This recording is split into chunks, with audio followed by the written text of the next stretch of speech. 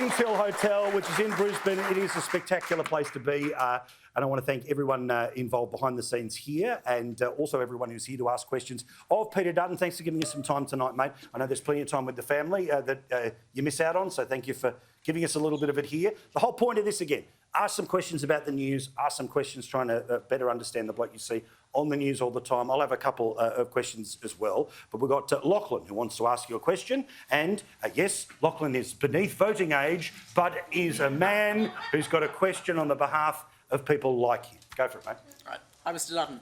My question is that if you have promised to introduce a ban on social media for children under 16 if you're elected. So how will you ensure that these children can't access social media platforms? Well, Lachlan, a couple of ways. I mean, you can do it through the hardware, so you can work with the companies and you can take that option. You can also look at software. You can provide operating system verification. So there are technologies now, obviously, as we know with the iPhone, where there's facial ID and there's the ability for technology to be able to be adopted. Now, you know, will some people be able to get around it? Yes, but I just don't think you should let the perfect be the enemy of the good. And when I see the impact now on young people and you see the pervasive nature of social media, the companies, frankly, don't have any regard for the social wellbeing of Australian 12 and 14-year-old kids and the adult content that they're receiving online and being indoctrinated with, and the graphic nature of some of what is being shared, the grooming that takes place through social media. I just don't think we can ignore it and pretend that everything's okay in their world, because it's not. And I think we have a responsibility to provide a safe environment. There's no way in the world you would allow your kids to go down to the local park without supervision at 8 or 12 years of age, or to pick up pornography, you know, books off the table or something like that. And why do we allow them to, you know, engage in that environment online? Lockie, can I ask you a question? Firstly, you may hate that nickname, so I'll say Lachlan. Sorry. What do your mates say when they hear stuff in the news about teenagers and social media and Canberra making a decision?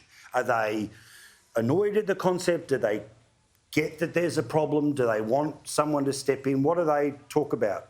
Yeah, well, some of my friends that are more political, they understand that it's a big problem, but the majority of them are just, you know, addicted to kind of social media. They, you know, can't go 5 minutes in class without getting off it, and it's just affecting their schoolwork, and they are a bit annoyed at this decision, but I personally think it's for the best. So, super dumb question from me. Are they literally sitting in class, books up and checking things? Some of them not even books up, they just hide in the back, phone in front of the laptop, and some of them just playing out in front. The teachers have just given up sometimes. Wow, that's incredible. Thank you, mate. Appreciate it. And this question as well, right?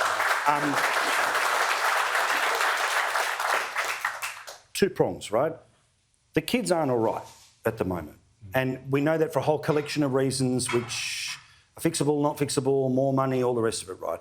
But then there's the other question, which is the education system, right? Now, obviously, it would be your intent, like everyone in the room, everyone watching, and even people who wouldn't think like us, that we want the best possible system. We've spent so much money at this and it keeps going down. Yeah. What efforts will you put in between now and the election to trying to come up with a way of turning this around? Because we spend more money for worse results.